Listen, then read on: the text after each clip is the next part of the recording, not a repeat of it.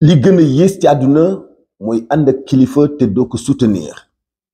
li gën a doyadi mooy ñu ku ñàkk xam position ci biir société bi. li gën a ñàkk fayda mooy ngay wax ñu li déglu nga foog ni yow dong yaa war a wax. nga dem bay wax taañaañal ba yegg ci waxi dof. bu fekkee da ngay ànd ak kilifa te doo ko dimbali du la dimbali. nan la kilifa di dimbalee ki muy àndal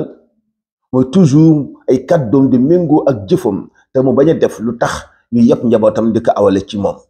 waaye nan la ki ñu yilif di dimbalee ki ko yilif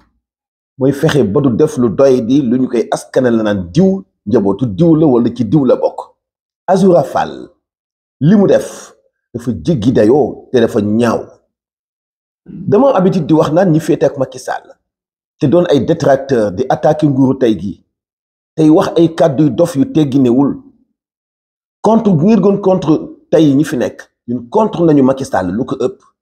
te musu ñoo wax lu ñuy tege fu ñu dul jóge. sabab bi mooy da ngay respecter askan wi lay déglu da ngay respecter peuple bi nga xam ne ci ñoom nga bokk. peuple bi nga xam ne bu fekkee li ngay wax dëgg la ñoom ngay xeexal ñoom ngay défendre ñoom ngay kaasal ñoom ngay protéger. peuple boobu nag boo leen bàyyee xel respecté leen doo def yi fu reewande. Azoura Fall li mu def dafay sax gàcceel Ousmane Sonko mi mu ni moom la bëgg. dafay gàcceel les patriotes yi engagé wu tey am benn objectif am benn taxawaay muy fexe ba jàppale nguur gi mu wàccuwanteeg li tegu ci kaw niw sas. gis nga bu ñu bàyyee xeetu doxali lii mu continuer xam nga lu ñu bëgg a imposer nit ñi toog muy dox gi fi amoon. parce que ndaw bu tollee ci liggéey war na ñàkk temps boo xam ni war na mën a joxe ay exemple ci liggéeyam ci façon boo xam ni du am temps bu muy nekk di saaga ay nit. mais Azoura Fall mooy kan bay saaga ndey Macky Sall. Macky Sall doon incarne institution lu mën di am loo ko mën di taxé loo mën di dal ci kawam mais c'est un père de famille. mais il était le président de la République du Sénégal ak lu mu mën di def am na ñu koy régler. bu fekkee ci wàllu jalgati yoon mu ngi fi bu fekkee dañ koy topp ñu topp ko bu fekkee dañuy dénoncer gestion dañu koy dénoncer buñ koy retet ñu retet ko buñ koy topp ñu topp ko ak fu mu mën di nekk ñu traqué ko. d'accord mais du Azoura moo koy def am na ñeneen ñu habilité pour def ko.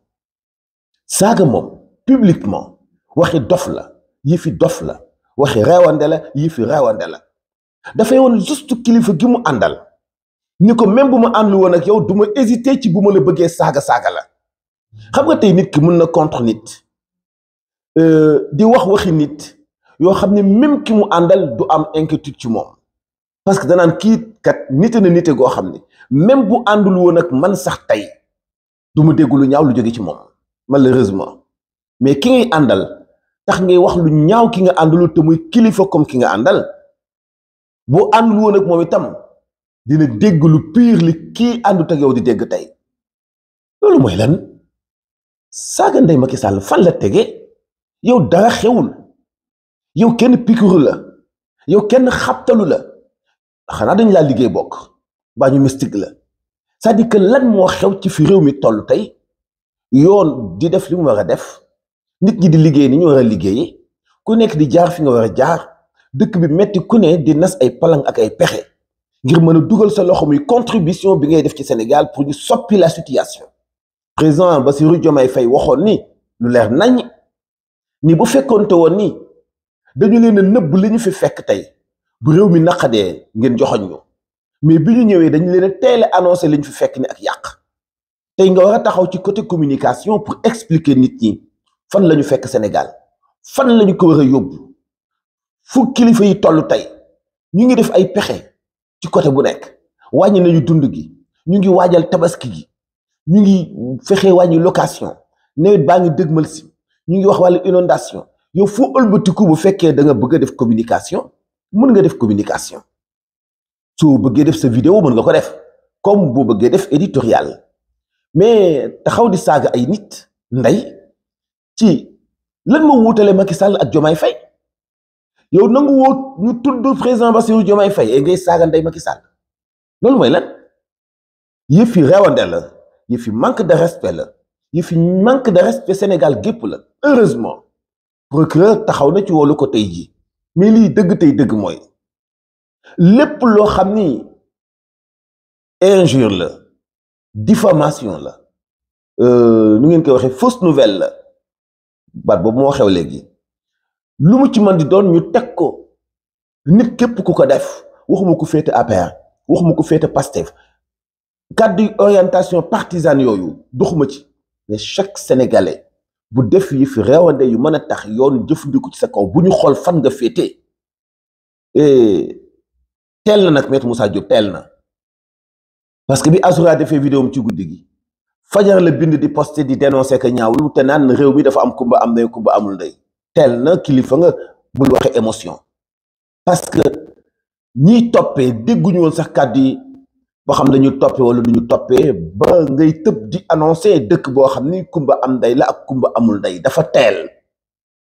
kilifa war nay def tekk ba mu am 24 heures 48 heures 72 heures 96 heures en attendant pour nga xam ba xam lii xew ci ay njombeek musiba lan moo ci war a doon taxawaayu autorité yi ak autorité yi nan lañ ciy taxawee ba noppi lu wértuwa moo di ni kenn du défendre Azoura Fall ci li mu def du Ousmane Sonko du président Diomaye du kenn koo xam ni autorité nga ci Sénégal du benn sénégalais bu koy défendre du kenn ku bokk ci population bi ku koy tàccu parce que même bu fekkoonte woon ni waxut ak Macky Sall waxut ak kenn dof dong mooy saaga ndey ci mbedd neel benn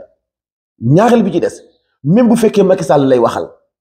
tey mënoo fexe ba teg Diomaye foo tegul Macky Sall ñoo bokk lenn liñ doon incarné parce que man li ma gëm du nit ki mais institution bi laa gëm te bu ngeen seetee ci samay kàddu toujours damay wax naan waruñu accepter kenn muy insulter suñu ay institution waruñu seetaan kenn muy doyadal suñu ay institution parce que bu ñu demee ba doyal institution yi di bàyyi ay nit di leen saaga ëllëg gi si biir ku fi nekk itam dañ lay saaga te li ko sabab mooy bayal bi ñu leen bayaloon jël leen seen ay responsabilité kiy dof-doflu ak fu mu mën di bokk ñu xamal ko ni penc mi du pour saaga penc mi pour xalaat la ak liggéey penc mi pour idée la ak débat penc mi pour jël ay position yu noble la lan moo tax léegi bu ñu bokkul xalaat saaga ak xeex laa koy fajee lan moo tax kàddu yu ñaaw laa koy fajee lan moo tax Sénégal ñu soppi ko dëkku beerante lu tax ñu soppi ko dëkku jaayante lu bon lan moo tax ñu soppi ko dëkku saaga mani kenn protégé wul kenn ci lu dul dëgg te nit ku am xel du saaga mukk ci penc daanaa dégg sama kilifa Sëñ Mouhamadul Moustapha Sy mu wax ni borom kilifa du gàgganti ko ci mbedd